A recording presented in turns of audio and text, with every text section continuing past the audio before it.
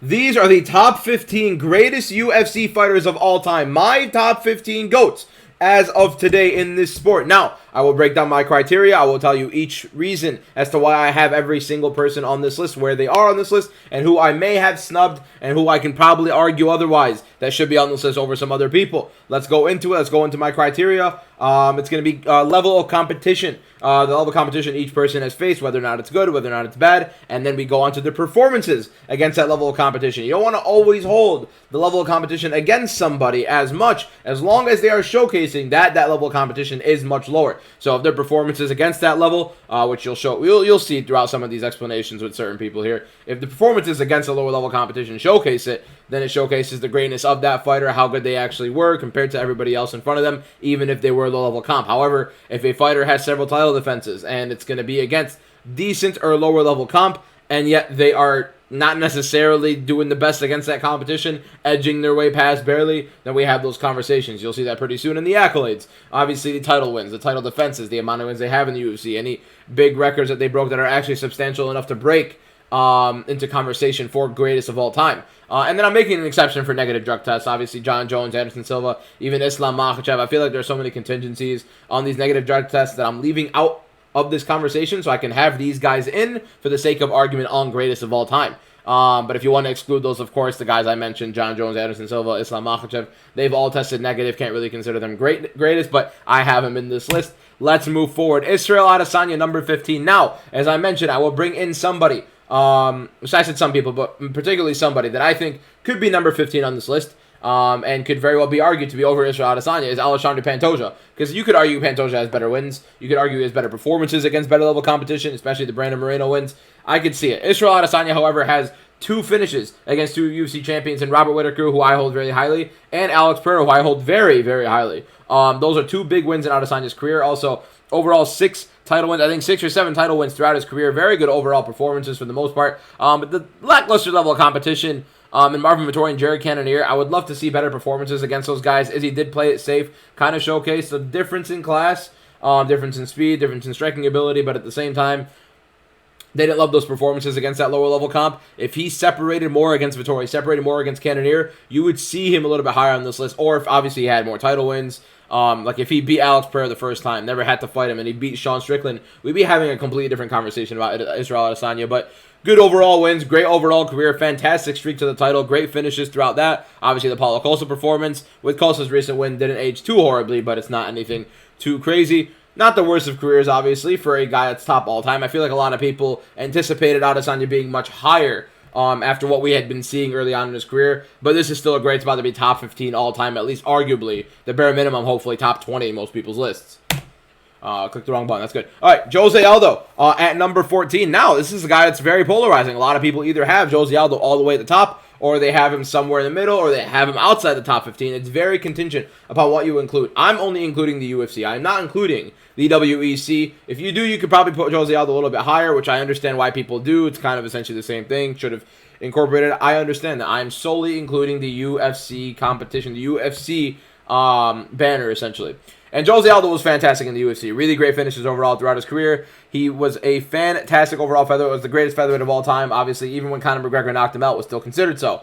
However, every single featherweight champion that Jose Aldo had fought, he had lost to. He had fought 4 different UFC featherweight champions. He had been finished 3 times. Twice by Max Holloway, once by Conor McGregor, and Alexander Volkanovski beat him in that fight as well. I'm not going to hold it too highly on Jose Aldo during his UFC featherweight career, because it's not like he was 34, 35 years old losing to these top-level guys. No, he was 28. He was 28 getting knocked out by Conor McGregor. He was 30 years old getting finished twice by Max Holloway. It's not like Jose Aldo was so wildly out of his prime and physical prime that he was starting to lose fights because of that. No, a lot of it was because he was getting outclassed by much better overall competition that ended up being greater than him all time in his own division. I believe so, which we'll get into.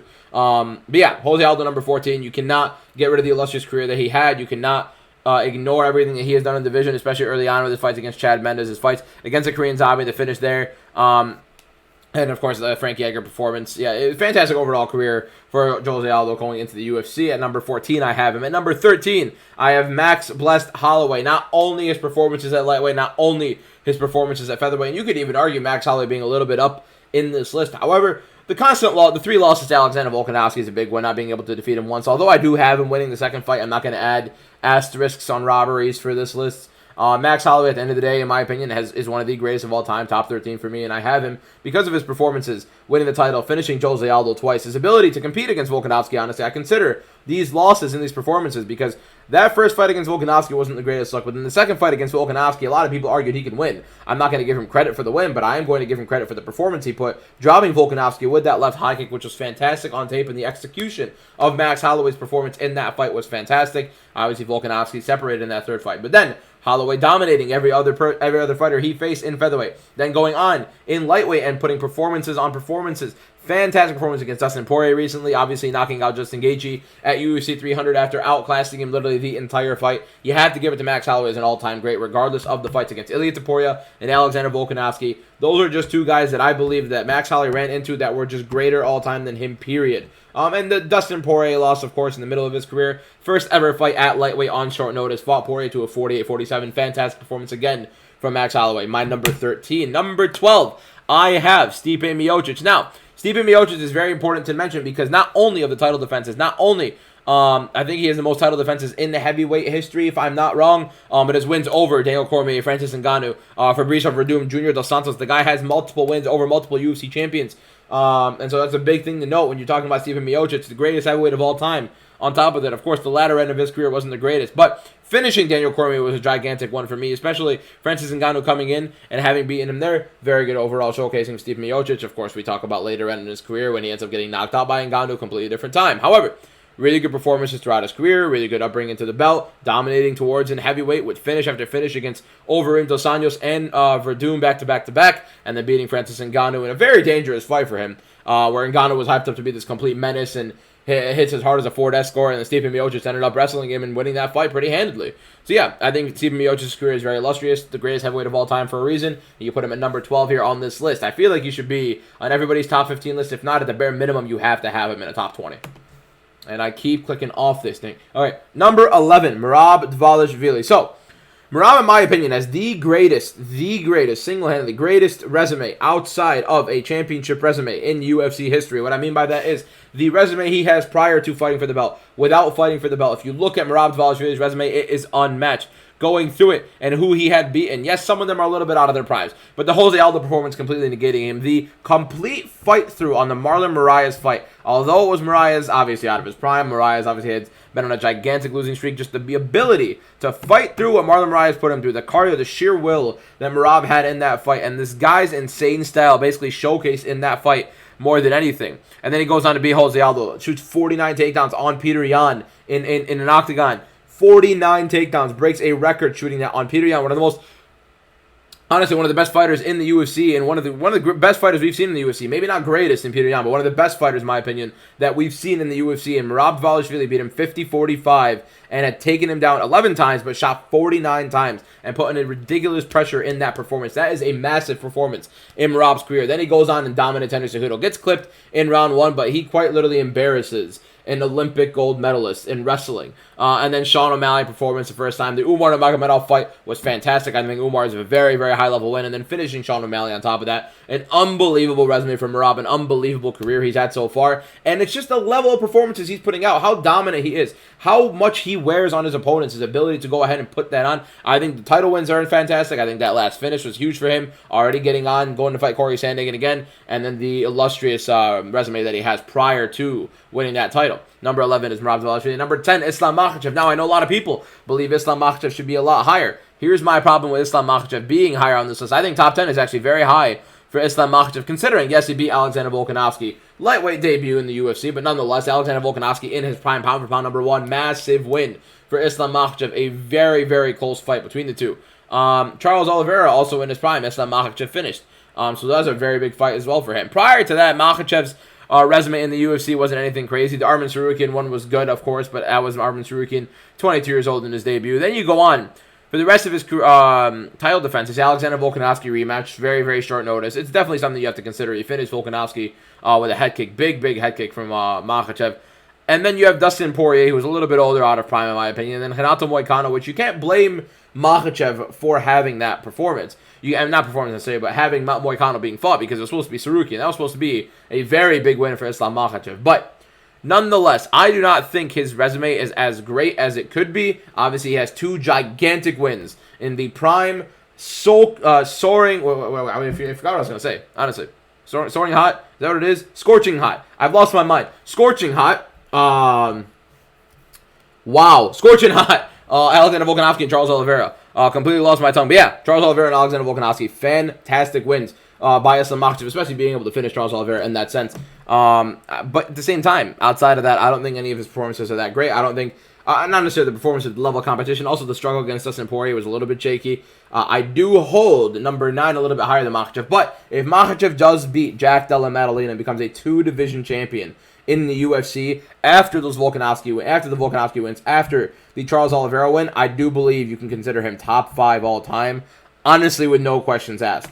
But Khabib Nurmagomedov at number 9, I hold a little bit over Makhachev. Now, I know Makhachev has more title defenses. I absolutely understand that. But at the same time, Islam Makhachev be a worse version of Dustin Poirier? I feel like Khabib's wins over Conor McGregor and Justin Gaethje are a little bit better outside of the Volkanovski wins than what Makhachev had done. Edson Barbosa win, especially in Edson Barbosa's prime, was a very big win for Khabib. Also, the performances Khabib put on this top-level competition are much better performances than what Makhachev has done against other top-level competition. I think the absolute domination of Dustin Poirier in his prime, of Conor McGregor, in my opinion, in Conor McGregor's prime, I don't think it's a wash Conor McGregor. I think it's one of the worst excuses anybody has ever put out. That was essentially honestly, that was one of the best ways I've seen Conor McGregor fight. I mean, the ability to defend those takedowns that Khabib had in the first round.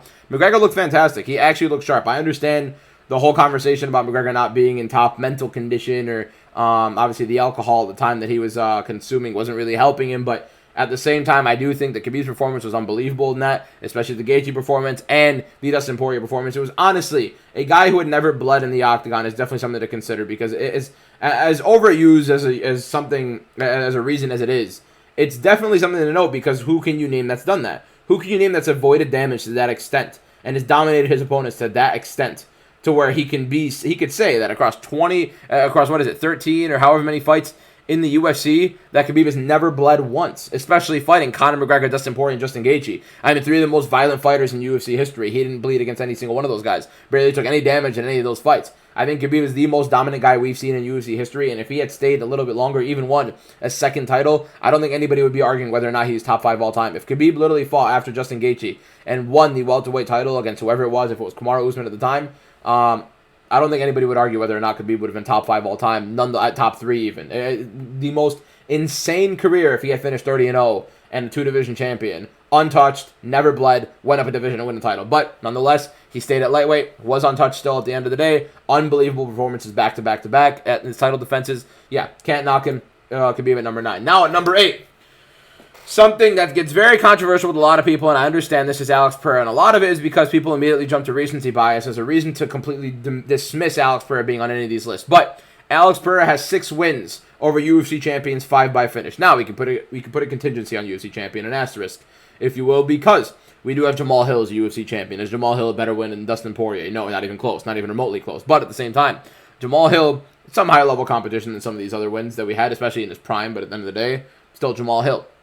But the Yuri Prochazka wins. Nobody's finished Yuri Prochazka in the UFC. Nobody's done nearly what they did to Yuri Prochazka as Alex Pereira has done. 2 finishes over Yuri Prochazka. The Khalil Rountree win is just another win. Really good overall performance from Alex Pereira. And then you have the Jan Blachowicz win. It was a very close split decision. Not the greatest overall performance in the world, but still, he went up in light heavyweight at elevation against a really good grappler, honestly, at light heavyweight, and the champion of light heavyweight at the time, in Jan Blachowicz, and he won that fight. Do I agree he won the fight? Not necessarily, but he still got the win. And then the Adesanya knockout coming in after knocking out Sean Strickland on top of that. I think those are 2 fantastic performances, especially when you consider Sean Strickland is statistically the greatest defensive striker in UFC history. And Alex Pereira and Dricus du Plessis are the only 2 that kind of exploit him. For whatever reason, Alex Pereira obviously found a beautiful shot on Strickland. Strickland gave him exactly what he wanted. Pereira found the perfect shot, knocked Strickland out cold. Dricus du Plessis is able to do it to Strickland as well, but those are the only 2. I think that's a very, very impressive knockout from Sean Strickland. And even then, du Plessis wasn't able to finish Strickland across 10 separate rounds and arguably lost the first fight. Alex Pereira completely dismissed him, completely smothered Sean Strickland and knocked him out cold. Yeah, I think his absolutely insane performances and wins over Israel Adesanya, over Sean Strickland, Although the Adesanya when he was basically losing and then the comeback, but really good overall finish nonetheless. And then the Sean Strickland knockout, the Yuri Prochazka knockouts, 6 title wins.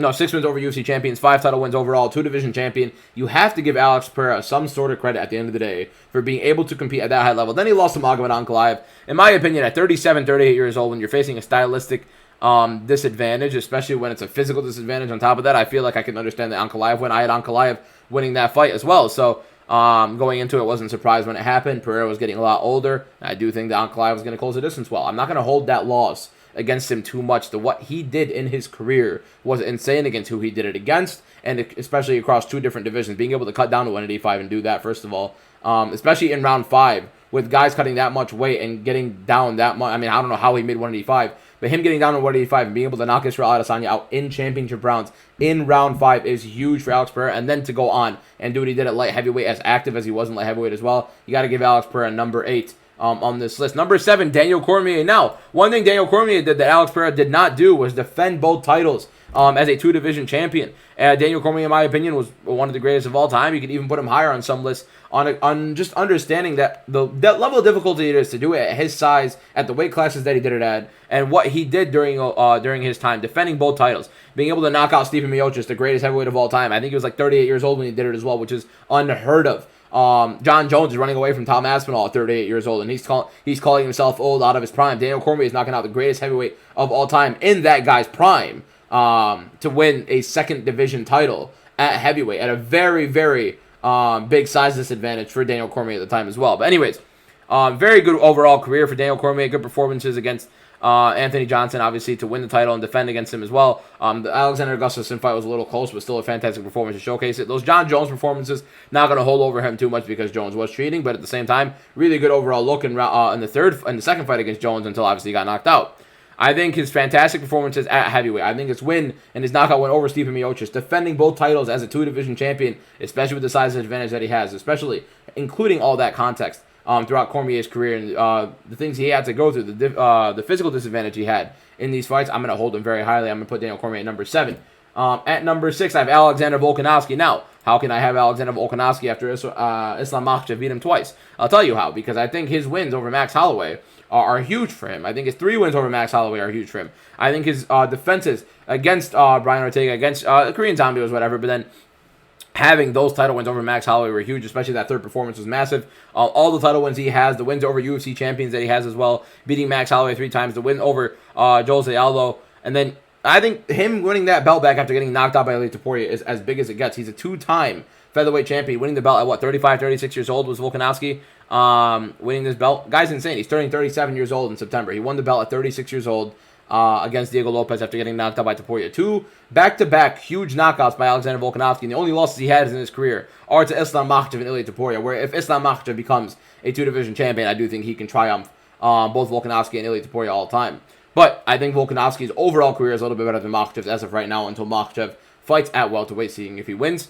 I think the Max Holloway performance, the 3rd Max Holloway performance, is one of the greatest performances of all time. And I think that we kind of hold it over Volkanovski's head a little too much for those losses that he had to 2 all-time greats. And then again, we will look back at those performances between first Islam Makhachev fight, which a lot of people argue that Volkanovski won. I don't, but still nonetheless, unbelievable performance, moving up a weight class, fighting the next best guy as a number 1 pound-for-pound guy. Unbelievable from Volkanovski. I think he's number 6 all-time. So close to getting that 2nd division title, and obviously we'd have completely different conversations. Ilia Topuria at number 5. This is the only ever undefeated 2-division champion in UFC history. This is a guy who's knocked out Charles Oliveira, Alexander Volkanovski, and Max Holloway out cold. All 3 of them out cold. The first ever person to knock out Max Holloway out cold. First ever person to knock out Holloway, period. The first ever person to knock out Charles Oliveira cold. And obviously the first ever person to knock out Alexander Volkanovski cold. Now, you could say Alexander Volkanovski got knocked out cold by Islam Makhachev, but he got head kicked. He got concussed, and he was still kind of there as he was going down. He was very, very hurt, couldn't really get himself together, but he was still somewhat there. He went completely to sleep against Ilia Topuria. This is a guy with 3 wins that are some of the greatest wins of all time, and a lot of people say they were against washed opponents, that it was out of context in which he beat them. Max Holloway himself said that people look at the names that Topuria beat and not the actual people, not the actual level at which they were at the time. Alexander Volkanovski, after losing to Ilia Topuria, won the featherweight title again. Literally the next fight against Diego Lopez. Max Holloway right before losing to Topuria. I was on a 3-fight win streak and beat the life out of Justin Gaethje at 155 and knocked him out. One of the best win streaks that Max Holloway has had in his career as a non-title win streak. And he goes on and he calls out Ilia Topuria going into that fight, and then he gets knocked out by Ilia Topuria. Every single person that Ilia Topuria has fought, by the way, in the rankings, Bryce Mitchell, Josh Emmett, Alexander Volkanovski, Max Holloway have all gone on to win their next fight. Max Holloway going to win against Dustin Poirier right after Ilia Topuria beat them. That's the level Ilia Topuria is. That's 17-0 undefeated 2-division champion. Nobody, I mean nobody in UFC history has done what he has done. Become a 2-division champion as an undefeated fighter, especially knocking out all-time greats in Max Holloway, Alexander Volkanovski, and Charles Oliveira.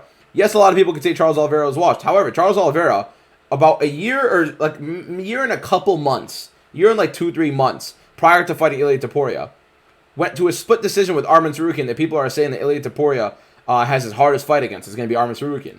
And yet, Oliveira goes to a split decision, almost finishes Tsarukyan on honestly multiple occasions in the first round and the third round. And all of a sudden, he's completely washed. We completely dismiss his performances. I get it. I'm not saying Charles Oliveira is in his prime. I'm not saying Alexander Volkanovski was in his prime against Topuria. They were also not completely washed. I think Max Holloway is the best he's ever been. I think Max Holloway was the best he ever was against Ilia Topuria. I think he's getting better and better, and he's at 32 years old, and people are not considering that. I do think his chin is starting to wither a little bit, and that's because Ilia Topuria knocked him out. For the first ever time in his career, he's been knocked out, and Topuria did it. You have to give Topuria his credit for what he's done in his career, especially the people he has beaten in the fashion that he has beaten them. And number 4, we have Demetrious Mighty Mouse Johnson. Now, a lot of people are going to say that Demetrious Johnson has not had the best level competition in the UFC. He went up to fight at 135 against Dominic Cruz earlier on in his career. He lost against Dominic Cruz. It's very dominant. Yes, he's not a 135er, but then again, you go towards the later end of his career when he ends up beating Adrian Ramirez. We'll talk about that another time. We're talking UFC sold. Anyways, the 11 title wins that Demetrious Johnson has, he finished 7 of them. Yes, he fought lower level competition, but being able to finish 7 of those 11 is insane for Demetrious Johnson throughout his career. You cannot take down Demetrious Johnson's legacy, especially with the finishes that he had, even though they're low level competition. When you showcase that they're low level competition, when you showcase you are that much better by finishing these guys, by separating in these fights. Difficult, like when you look at Israel Adesanya, for example, the wins over Cannonier and the wins over Cannonier and Vettori. Israel Adesanya against Cannonier and Vettori didn't really separate too much. I think he took it easy. I think he took it easily. I think he fought as easy of a fight he possibly could. He did not showcase he was a better fighter. He did not separate in that. Maybe we don't know if he could have. We genuinely do not know if he could have. We know that he could fight a smart fight, keep himself on the outside, make sure those guys are at distance. Demetrious Johnson was finishing 7 of 11 of these title wins, including Henry Cejudo as one of those wins. I hold those very highly. The amount of title wins Demetrious Johnson has, the longevity he had in the UFC, you have to hold high, especially with the finishes he had. I'm going to put him at number 4 on this list. However, again, that's why I said Alexander Pantoja could definitely be at number 15 over Israel Adesanya, because a win or two away, and Alexander Pantoja could start talking about these conversations where he has, in my opinion, much better level competition than Demetrious Johnson, and he's finishing a lot of these guys. And number 3, George Rush St-Pierre. Now, this is a guy with longevity, with not as many finishes in the UFC throughout this longevity and throughout these title wins. However, at the same time, George St-Pierre, one of the longest win streaks in UFC history, one of the longest title win streaks in UFC history. You have to consider this for his career. I mean, 10 straight title defenses for George St-Pierre. 10 straight title defenses is ridiculous for GSP. And then going on to watch GSP go through and go up a weight class and become a 2-division champion on top of that. You have to give him credit for the longevity. You have to give him credit for going up weight and becoming a 2-division champion, regardless of it being Michael Bisping and obviously a hand-picked matchup. Nonetheless, he still became a 2-division champion, up 15 pounds in a weight class, which he's fighting guys who are much, much heavier than he's ever fought in his career, much different styles than he's fought in his career, much different physical competition than he's fought in his career. And he goes on 4 years, I think it was like 4 years off, taking, and then he goes on to fight for the middleweight title and submits Michael Bisping. He doesn't just beat him in a very close fight. Yes, he took some damage in that fight, but at the same time, he submitted Michael Bisping in the 3rd round in that fight. Very, very big performance for him. Very great overall illustrious career. Not the highest level competition, but he still has wins over BJ Penn, Matt Hughes. Matt Hughes, I think twice, or if not, yeah, twice. 2-1 against Matt Hughes, which is fantastic. BJ Penn twice as well. It's a decent overall resume for him. Not the craziest resume of all time, but then you go on and you showcase what GSP had done in his career with the welterweight defenses, with the middleweight title, becoming a 2-division champion. You got to give him credit. GSP at number 3. However, at number 2, I have Anderson Silva, the longest win streak in UFC history, 16 wins in a row. Now, yes, the level of competition for Anderson Silva wasn't the greatest ever. I think middleweight now probably is. Overall, arguably better than it was back then. I probably certainly is. But let me tell you this. Of those 16 wins in that 16-fight win streak, Anderson Silva finished 14 of them. 14 finishes of 16 wins straight. That is unheard of. That is never something that we've heard of in our entire watching of UFC. That was a horrible way to word it. But anyways, you have not seen anybody do that in UFC history, in MMA history, nonetheless. At this level of competition, being a champion and finishing that many guys throughout that win streak. 14 finishes of 16 fights. Unheard of. Anyways, Anderson Silva obviously being that middleweight champion for that long, having those finishes. A lot of people also rip on Anderson Silva a lot because they just completely dismiss him for the latter end of his career. But he's getting knocked out by Chris Weidman at what, 36, 37 years old? How old was Anderson Silva when he got knocked out by Chris Weidman? At 12, yeah, like 38 years old. If I'm doing the math right, 38 years old. He's about 38 years old when he got knocked out by Chris Weidman. That is the absolute tail end of his career. And then he goes on, obviously had his broken leg against Weidman. I mean, he was toying with Weidman, gets caught. Then he goes on, fights him again, breaks his leg, snaps it in half. That's tough. That's really tough for Anderson Silva. And then he goes on and doesn't really win many fights throughout his career. The Nick Diaz fight gets overturned. And then he goes against Derek Brunson. The only win he had was Derek Brunson in MMA. But this guy is somebody where you're judging him based off the absolute latter end of his career for losing the fights as a 38-year-old. I don't see how it makes any sense. I think he had literally the craziest win streak in UFC history, 16 wins straight, 14 finishes throughout that span. You got to give Anderson Silva his credit. I think he's the second greatest fighter we've ever seen. You're never going to see anybody replicate what he does. Yes, I understand higher level competition exists now, but showcase some sort of performances against that level of competition. Showcase some longevity. Showcase that you can keep yourself in and at the top for that long. Nobody has been able to like Anderson Silva. I understand, again, it was lower level competition, but that's why you give guys like Islam Makhachev, if he becomes a 2-division champion, that's why he's automatically like top 5. Another win, you could probably put him top 3, top 2 even. That level of competition does put you over other guys all time, but you need to be able to put that together. Anderson Silva, even against some good level competition and some worse level competition, he's still finishing 14 of those 16 wins straight. Anyways, Anderson Silva at number 2, and Jon Jones, of course, at number 1. Of course, if we talked about the whole drug thing and the whole outside the UFC thing, whole different conversation. But Jon Jones, at the end of the day, 12 or 13 finishes in the UFC. The most title wins in UFC history, 16 total, and a 2-division champion. You can't really knock him for it. With wins over Daniel Cormier, a finish over Daniel Cormier, although overturned, nonetheless, we still watch what happened. And going on to heavyweight, I put asterisks on his heavyweight resume, but at the same time, Jon Jones still became a 2-division champion. He defended at heavyweight, although Stipe Miocic, the biggest Mickey Mouse defense in UFC history. But anyways, nonetheless, his light heavyweight prowess cannot match it. You cannot match what Jon Jones did at light heavyweight. You cannot match the finishes. You cannot match the dominance. You cannot match, even when these fights got close towards the latter end of his light heavyweight career, he was still winning most of those decisively, apart from Dominic Reyes. And the Alexander Gustafsson fight, he obviously had a very tough fight in that one, comes back, trains for it, gets in good shape, finishes Alexander Gustafsson like it was nothing. This guy is literally the greatest fighter we've ever seen of all time. I don't think anybody's going to be able to try out him soon. It's going to be a while. I'm trying to think of who can. If Ilia Topuria stays for a while and he continues to do what he does, I don't see why not. Imagine being the only fighter that's undefeated in UFC history to become a 2-division champion. Yes, Jones has a loss on his record. It is Matt Hamill. It is the 12-6 elbow, which is now legalized, which you could obviously put an asterisk on. But I'm not going to put an asterisk on it because Dominic Reyes beat him, and he didn't get that loss there. But anyways, I think Jon Jones is the greatest UFC fighter of all time. If you disagree, I don't know who you would have up top. I don't know what your argument would be. I don't think anybody's had a better career than Jon Jones overall. And I think he showcased it with the most title wins in UFC history, having 13 finishes in his UFC career, and becoming a 2-division champion and defending in both UFC classes. But anyways, thank you guys all for watching.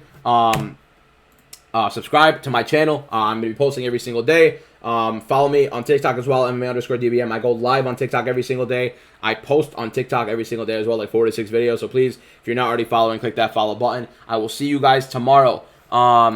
For another YouTube video, and obviously if you see me on TikTok, you see me on live streams, hit me up. See you guys then. Peace out. Thank you for watching.